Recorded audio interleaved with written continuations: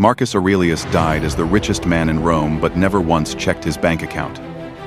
Here's why that made him wealthier than any modern billionaire. The man who controlled the entire Roman treasury wrote in his personal diary, "It is not the man who has too little, but the man who craves more. That is poor." Meanwhile, you've got people grinding 80-hour weeks, completely burned out, chasing a number that never feels like enough. What did the Stoics figure out 2,000 years ago that we're missing today? I'm going to show you the paradox that changed my life and the lives of every wealthy person I've studied. The moment you stop chasing money, it starts chasing you. This isn't manifestation garbage. This is battle-tested philosophy backed by neuroscience and proven by people building real wealth right now. Let's go. Two guys I know personally. Both smart, both hardworking. Person A wakes up, checks his portfolio before brushing his teeth. 5 net worth tracking apps. Every conversation turns to money. Every decision filtered through, will this make me rich? Person B barely thinks about money. He's obsessed with solving hard problems. Money is just a score of value created. 10 years later, Person B has triple the net worth, works half the hours, and actually sleeps at night. I've watched this exact pattern repeat 50 times across different industries. Here's what the Stoics knew. Desperation repels opportunity. When you reek of need, you make terrible decisions. You take the safe job that kills you slowly. You negotiate from weakness. You grab short-term cash and miss long-term wealth. You become a slave to the very thing you're chasing. Seneca said it perfectly. It is not the man who has too little, but the man who craves more. That is poor. The Stoic solution? Focus entirely on what you control: your skills, your character, your value creation. Let wealth be the consequence, not the goal. Marcus Aurelius had access to unlimited wealth. He lived simply and focused on being an exceptional emperor. His wealth grew because he became irreplaceable, not because he chased it. There's hard science behind this. When you fixate on money, your brain lights up the same circuits as cocaine addiction. Your nucleus accumbens fires, and rational thinking shuts down. Stanford and Yale studies show people primed to think about money before negotiations perform worse. They miss opportunities, make aggressive mistakes, and damage relationships. But people primed to think about value creation and problem solving, they consistently out-earn the money-obsessed group by significant margins. Epictetus was born a slave, owned by another human. He became one of the wealthiest philosophers in Rome. How? He understood that scarcity mindset creates scarcity. When you operate from "there's not enough," you hoard, compete, and protect. You shrink. The Stoics flipped it. They practiced negative visualization, imagining losing everything to prove to themselves they'd be fine either way. That removed desperation. And without desperation, you make bold moves. Warren Buffett lives in the same house he bought in 1958 for $31,000. Drives a regular car. His detachment from needing material wealth made him one of the richest humans alive. He makes decisions based on actual value, not on filling an emotional void. Every 7-figure entrepreneur I've interviewed says the same thing. I stopped caring about the money and started caring about the problem. Everyone who crashed and burned says, I got into this to get rich quick. Pattern recognition. Here are the 5 Stoic principles that actually build wealth. First, create value. Don't extract it. Marcus Aurelius wrote, "The fruit of this life is good character and acts for the common good." Stop asking, how do I make money? Start asking, how do I create value? My friend was a struggling freelancer charging $40 an hour, constantly undercutting prices. I told him, lead with the transformation you create, not your rate. He shifted his pitch to, here's the problem I see, and the result I'll deliver. tripled his prices overnight, got more clients. Why? He stopped being a commodity and became a strategic partner. Think about who you actually pay premium prices to. Not the desperate ones begging for your money, the ones solving real problems so well you feel like you're getting a bargain. Seneca, as long as you live, keep learning how to live. The Stoics were obsessed with arete excellence. They believed your skills were your only true wealth, because no one can take them from you. I know people with 5 million in the bank who are terrified every day. Why? They got lucky once, but never built real capability. They can't rebuild. I know people with less who sleep peacefully because they know if they lost everything tomorrow, they'd rebuild in 2 years. That's real security. The Stoics practiced voluntary discomfort, cold showers, fasting, sleeping on hard floors to prove, I can handle less. I'm capable. When you know you can thrive with nothing, the fear of losing everything disappears. And without that fear, you take the risks that build real wealth. Here's the exercise. Imagine you lost everything tomorrow. Actually plan it out. What would you do? Who would you call? What skills would you leverage? When you do this honestly, you realize you have way more capability than you think. That realization is worth more than money in the bank. Third, money is a tool, not a scoreboard. Epictetus. Wealth consists not in having great possessions, but in having few wants. American culture treats net worth like a leaderboard, but scoreboards never end. There's always someone with more, always another level. It's exhausting, and it never satisfies. I know people worth 50 million who feel poor because their neighbor has 100 million. I know people worth 500,000 who feel wealthy because they have enough to live on their terms. The Stoics used money as a tool. For freedom, buying back your time. For impact funding what matters. For security, protecting your family. But the second it becomes your scorecard, you lose. You're playing an infinite game with finite rules. Marcus Aurelius could have covered every surface in gold. Instead, he used the treasury to build infrastructure and fund education. He used money as a tool for value creation, which ironically made Rome wealthier, which made him wealthier. Fourth, define your enough. This is the most countercultural principle. The Stoics believed in defining what enough means for you. What's the number where you can honestly say, beyond this, I'm just playing with surplus? Without that definition, the goalpost never stops moving. You hit 100,000, suddenly you need 200. You hit 1 million, suddenly you need 5. It never ends. Seneca was one of the richest men in Rome. He regularly practiced living with nothing, simple food, plain clothes, hard beds, to remind himself he didn't need wealth to be happy. This gave him complete freedom from money. He could walk away from any deal, turn down emperors. That's power. Compare that to modern billionaires who can't stop working despite having more than they could spend in 10 lifetimes. They never defined enough. They're still chasing a void that money can't fill. So what's your number? Actually write it down. The amount where you can live well, take care of family, pursue interests, and have security. Once you define it, you stop being desperate. You start making decisions from abundance instead of scarcity. And that's when wealth really flows. Fifth, focus on what you control. The Stoics taught the dichotomy of control, things you control. Your effort, skills, attitude, consistency, integrity. Things you don't. The economy, the market, luck, weather. Someone recognizes your talent. Focusing on what you can't control is wasted energy. Focusing on what you can control is pure power. I see people constantly complaining about the economy, about how hard it is to get ahead, about systemic problems.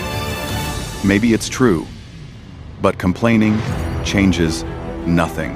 That's energy you could spend building skills, creating value, becoming undeniable. Control what you can control ruthlessly. Accept what you can't. It's brutally practical. Let me tell you about Sarah. She built a tech company. Early on, VCs offered her millions. Big valuations. Everyone said, "Take the money." She said no. Why? Because she'd lose control. She'd have to prioritize growth over values. Chase an exit. Instead, she bootstrapped, grew slowly, stayed profitable, maintained complete control. 10 years later, she does 50 million in revenue, owns 100%, works 4 days a week, takes 3 months off annually. The VC-backed competitors? Most are dead. The survivors are, run by their investors, founders burned out. Sarah practiced Stoic detachment. She didn't chase the big number. She built something sustainable, aligned with her values, ended up wealthier than if she'd chased the money. That's the paradox in action. Now let me address the obvious objection. This sounds great if you're comfortable, but I'm broke. I can't afford philosophy. I get it. Epictetus was a slave. He started with literally nothing. So this isn't about privilege. It's about psychology. When you're broke and chase money from desperation, you make terrible decisions. You take exploitative jobs. You fall for schemes. You operate from fear. And fear makes you stupid. The Stoic approach, even when broke, focus on building capability while handling immediate needs. Yes, pay rent. Yes, eat. But your primary focus should be becoming someone worth paying well, not desperately grabbing every dollar. I was broke in my 20s, sleeping on couches, eating ramen, negative balance broke. I could have taken a corporate job I'd hate that paid decent. Instead, I took lower pay that let me learn valuable skills. Freelanced weekends, built capability intentionally. 3 years later, I made more than those corporate jobs, on my terms. The Stoic approach isn't naive optimism. It's strategic patience, playing the long game when the short game is tempting, because people who chase quick money stay broke. They're always hunting the next scheme, never building anything real. People who build capability start slower, but gain momentum. Once it kicks in, they surpass the chasers every time. Here's another key insight: detachment from outcomes. When you're attached to a specific outcome, you become rigid. You can't pivot. You're squeezing sand. The tighter you grip, the more slips away. Marcus Aurelius made decisions with full commitment, then detached from results. If it worked, great. If not, he adjusted. No drama, no ego. This made him incredibly effective. He could make tough calls without being paralyzed by fear of failure. Apply this to wealth. Launch the business with full commitment, but detach from whether it makes you a millionaire. Write the book with full heart, but detach from whether it's a bestseller. Make the investment after research, but detach from whether it moons. This isn't half-hearted. It's strategic. When you're detached from outcomes, you see reality clearly. You spot opportunities others miss because they're too attached to their plan. I've seen entrepreneurs who say, "This will work or I'll die trying." Usually die trying. They're too attached to pivot when the market says it's not working. The ones who say, "I'm committed to creating value here, and I'll adjust until I find what works," tend to succeed. Committed to mission, detached from method. That's the Stoic way. Here's the thing about character. People are attracted to it. They want to work with people they trust. Do business with people who have integrity. Invest in people who are reliable. So even if your only goal is wealth, the best strategy is building character. Be someone who keeps their word, delivers more than promised, treats everyone with respect regardless of status, is honest even when it costs you short term. two real estate investors I know. Both started with similar capital. Investor A maximized returns at any cost. Cut corners, exploited tenants, bent rules. Investor B focused on creating value, maintained properties well, treated tenants fairly, built reputation. 10 years later, Investor A made more on paper, but deals with constant lawsuits, bad press, and stress. His reputation is toxic. Investor B made slightly less on paper, but has a tenant wait list, easy access to capital, and peace of mind. Who's actually wealthier? The Stoics would say Investor B without hesitation. Because wealth isn't just the number. It's the peace, relationships, reputation, freedom, health. Investor A is rich but not wealthy. Investor B is wealthy. Period. Being rich is having money. Being wealthy is having freedom, peace, and enough money to live well. You can be rich and miserable. You can't be wealthy and miserable. Now, about timing. Doesn't this take too long? In an age of crypto, millionaires, and viral fame, isn't this too slow? Short answer, no. Long answer, fast routes to wealth are mostly illusions. For every crypto millionaire, there are thousands who lost everything. For every viral success, there are millions getting nowhere. For every overnight success story, there are decades of unseen work.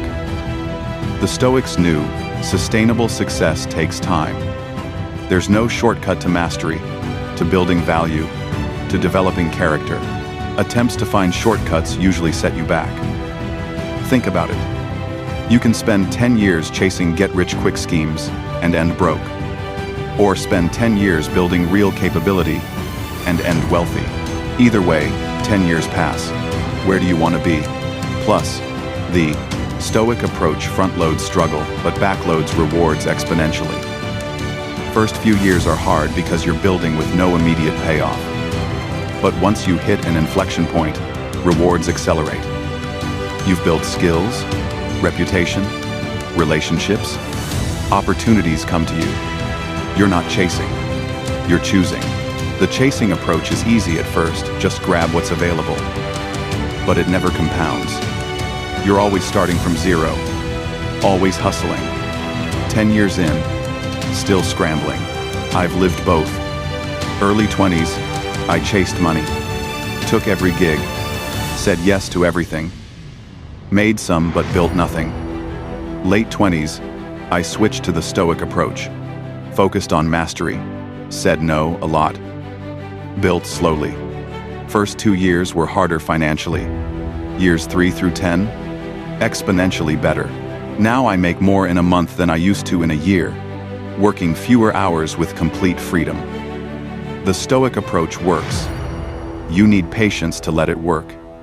The Stoics practiced negative visualization religiously, regularly imagining losing everything. Sounds depressing but serves two purposes.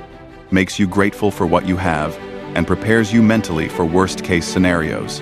When you've mentally rehearsed losing everything, actually losing things doesn't devastate you. You've processed it. You know you'll survive. This has massive implications for wealth building. Most people are paralyzed by fear of loss. Won't take risks because, what if I lose money? Won't start the business because, what if it fails? The Stoics say, imagine it happens. Really feel it. What would you do? Once you realize you'd be okay, fear loses its power. And without fear, you act boldly. Warren Buffett talks about being fearful when others are greedy, and greedy when others are fearful. How does he do this? He's mentally prepared for losses, done the negative visualization, knows even in worst-case scenarios, he's fine. So he acts rationally when others panic. That's a superpower. The ability to act when others are frozen by fear gives you enormous advantages. Practical exercise. Spend 10 minutes imagining you lost your job tomorrow. What would you actually do? Who would you call? How would you make money? Don't just think, that would suck. Plan it step by step. You'll realize you have more options than you thought, more resilience, more capability. That realization is liberating. It removes existential fear that keeps people trapped. Another practice: voluntary discomfort. Take cold showers. Fast occasionally. Sleep on the floor once a month. Go without something you enjoy. Why? To prove you don't need comfort to be okay. That you're tougher than you think. That happiness doesn't depend on external circumstances. When you know you can be happy with way less, you're not desperate for more. You walk away from bad deals. Negotiate from strength. Take risks, because failure doesn't scare you as much. I do this quarterly. Spend a week living very simply. Minimal spending, simple. Meals, no luxuries, just basics. It resets my baseline. Reminds me I don't need much to be content. When I return to normal life, everything feels abundant. Plus, it gives me confidence. I know if everything went wrong, I could live on very little and be fine. That knowledge is worth more than money. The Stoics also taught living in accordance with nature. Humans are social creatures who thrive when contributing to communities. We're not built to hoard. We're built to exchange value, cooperate, create. Together, when you hoard money, you go against your nature. You isolate yourself, create anxiety. But when you use money to create value, help others, build things that matter, you're living in accordance with nature. That feels good. It's fulfilling. It gives life meaning. This is why so many ultra-wealthy people are miserable. They've accumulated more than they can use but haven't used it to create meaning. They've hoarded. And hoarding goes against human nature. We're not dragons on gold piles. We're humans who need purpose. The Stoics said, make enough to live well, then focus on using resources to create value in the world. That's the path to eudaimonia, to flourishing. Not accumulating the biggest pile, but creating the most value. When you shift from accumulation to contribution, something interesting happens. You often accumulate more anyway, because people want to work with contributors. They want to invest in people making a difference. They want to buy from companies creating value, not extracting it. I've seen this personally. When I focused on making money, I made some, but it felt like pushing a boulder uphill. When I shifted to creating value, helping people, making a difference, money flowed more easily. Not mystically, but because I was solving real problems people valued. Here's another insight. The Stoics called external goods like money preferred indifference. Money is preferable to not having money, all else equal.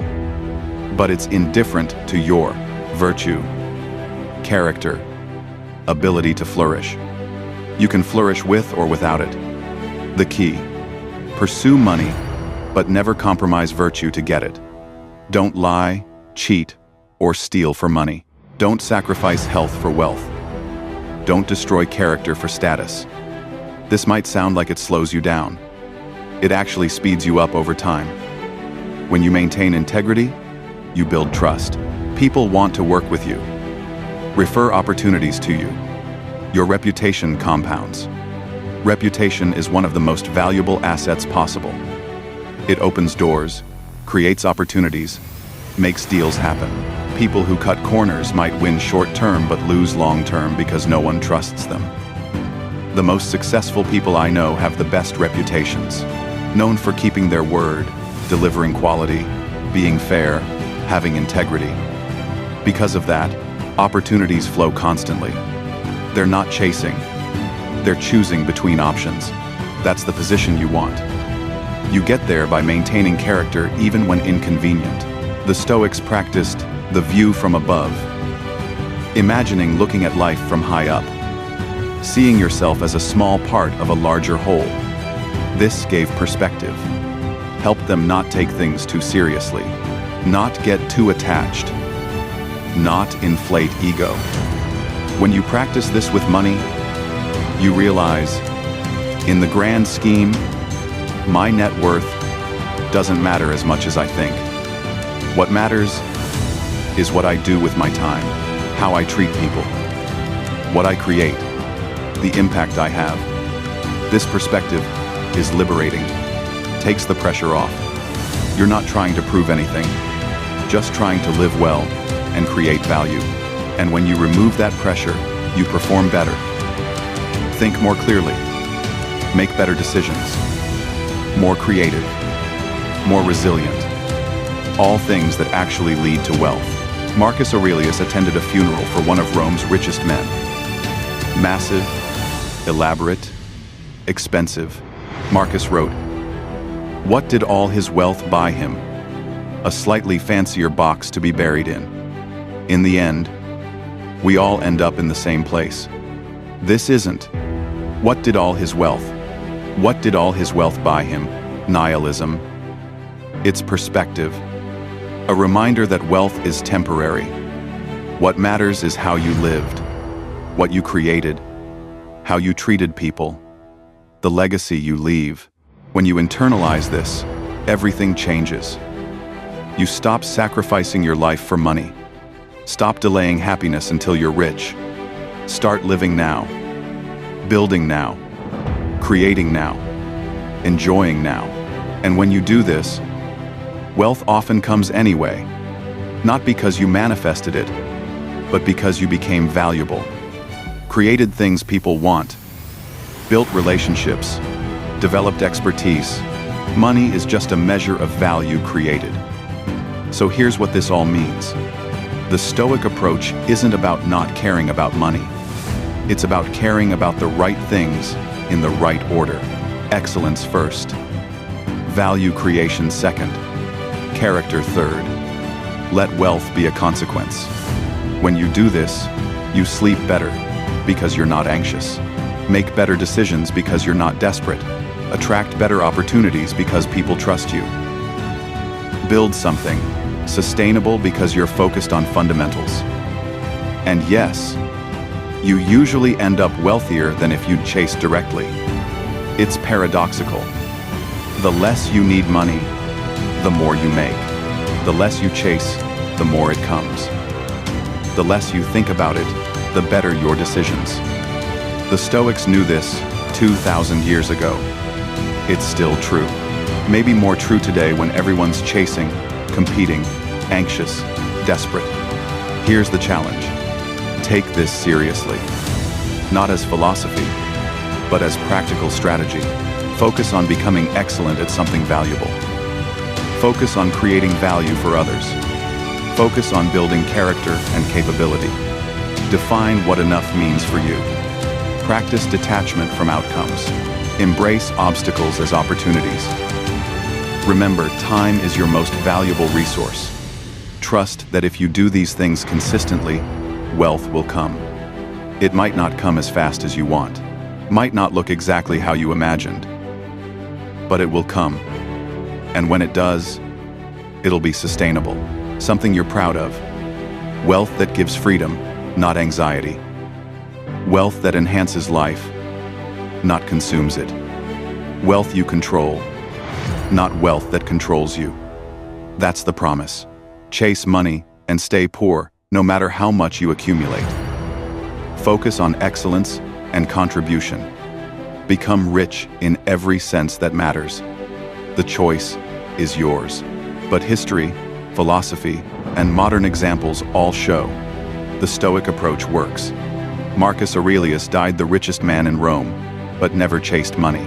He chased excellence, virtue, doing his duty well. Wealth was consequence. That's available to all of us. Not the same amount, but the same approach, the same peace, the same freedom from desperation, the same ability to build something real. Here's what you do right now. First, define your enough number. Calculate what you need annually to live well. Care for family. Pursue interests. Have security. Be honest. This is for you. Once you have it, you have a target. Everything beyond is surplus, This kills the treadmill. Second, identify one valuable skill you could become excellent at. Top 10%. Commit to deliberate practice 1 hour daily for a year. No excuses. This is building your real wealth capability. Third, practice negative visualization weekly. 10 minutes, imagining worst-case scenarios. Losing your job, money, everything. Then plan how you'd handle it. This removes fear's power. Fourth, practice voluntary discomfort weekly. Cold shower. Skip a meal. Something proving you don't need comfort to be okay. This builds resilience. Fifth, shift every conversation from, how do I make money from this, to, how do I create value here?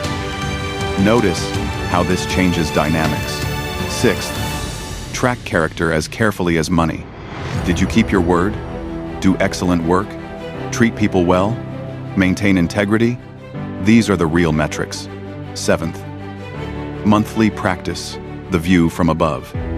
See your life from high up, part of something larger. Notice how this gives instant perspective. These aren't complicated. They're simple. But simple doesn't mean easy. They require discipline, consistency, commitment. But if you do these for 6 months, your relationship with money will transform completely. Some of you think, what about systemic inequality? Real barriers? Valid. The Stoics weren't naive about injustice. Marcus Aurelius wrote about it extensively. But their approach: control what you can control. You might face barriers others don't. That's real. That's unfair. But complaining doesn't change it. What changes it is focusing relentlessly on what you can control. Your effort, attitude, skills, integrity, consistency. No one can stop you from becoming excellent at something valuable. No one can stop you from creating value. No one can stop you from building character. These are entirely within your control. When you focus on these with absolute commitment, you become undeniable. You create opportunities where none existed. I've seen immigrants come with nothing, face enormous barriers, don't speak the language, build incredible wealth. How? Focusing exclusively on what they control. Becoming so good at creating value that barriers become irrelevant. I'm not saying barriers don't matter. They do. Whatever blocks you, that's the path forward. Lack credentials? Become so good. Credentials become irrelevant. Lack connections? Create so much value connections seek you. Lack capital? Build skills that generate capital. The obstacle isn't blocking the path. The obstacle is the path. This is empowering. Puts destiny in your hands. Final thought. Memento mori. Remember you will die. Sounds dark, but it's the most clarifying thought possible. When you remember time is limited, you stop wasting it on things that don't matter. Stop chasing money for a bigger number. Stop comparing to others. Stop delaying life. Start focusing on what actually matters, living well, creating value, building relationships, contributing something worthwhile, enjoying the present. Steve Jobs said, remembering he'd die was the most important tool for big decisions, because when you remember, you'll die. All external expectations, fear of failure, pride, embarrassment, fall away. What remains is what actually matters. The Stoics practiced this daily, not to be morbid, but to stay focused. If you knew you'd die in 5 years, would you spend them chasing a bigger bank number? Almost certainly not. You'd focus on relationships, experiences, creating things that matter, spending time with people you love, making a difference. So why live differently now? Just because you don't know when, doesn't mean you should live as if you never will. Live each day as if it might be your last. Not recklessly, but intentionally. Focus on what actually matters. This transforms how you approach wealth. Wealth stops being an end goal, becomes a means. A means to what? Living a good life now. Having freedom to spend time well. Being able to help people. Creating things that outlast you. When wealth is a means, not an end, all pressure disappears. You're not chasing, you're building. Massive difference. Final challenge. Commit to the Stoic approach for 90 days. Stop asking, how can I make more money? Start asking, how can I create more value? Stop checking accounts obsessively. Start building valuable skills. Stop comparing net worth. Start defining enough. Stop being desperate. Start becoming someone opportunities come to. This won't make you a millionaire in 90 days. That's not the point. But I promise, if you commit with real discipline, you'll notice a shift. Less anxiety about money. See opportunities you missed. Make better decisions. Feel more control. Over months and years, these shifts compound into massive changes. The Stoics proved this 2,000 years ago. I've seen it work in my life, watched it work for hundreds I've studied. People who embody these principles build sustainable wealth. People who chase money stay stressed, anxious, often broke despite working hard. So stop chasing, start building. Stop being desperate, start being excellent. Stop measuring yourself by net worth. Start measuring by character and capability. Do this consistently. 5 years from now, you'll realize you've built more wealth than you would have chasing. Not just money, wealth. Real wealth. Freedom. Peace. Meaningful work. Strong relationships. A life you're proud of. That's what the Stoics were after. That's what I'm after. I hope that's what you're after. Because that's the good life. That's eudaimonia. That's what it's all about. The money's just a tool to get there. And the beautiful irony, when you focus on the good life instead of obsessing about money, you usually end up with both. Go be like Marcus Aurelius. Don't chase money. Chase excellence. Don't be desperate for wealth. Be committed to value creation. Don't sacrifice character for cash. Build character and watch cash flow. That's the Stoic way. That's the path to real wealth. That's my challenge. Thanks for this hour. I hope something resonated. I hope something shifted. If it did, don't consume this as entertainment. Use it. Apply it. Test it. See if it works. I think you'll be surprised. Remember, you're going to die. We all are. That's not depressing. That's clarifying. Don't waste your precious, limited life chasing something that can't fulfill you. Build something that matters. Create value. Develop character. Live well. The money will take care of itself. That's the Stoic promise. That's the paradox. That's the truth proven for 2,000 years. Now go live it.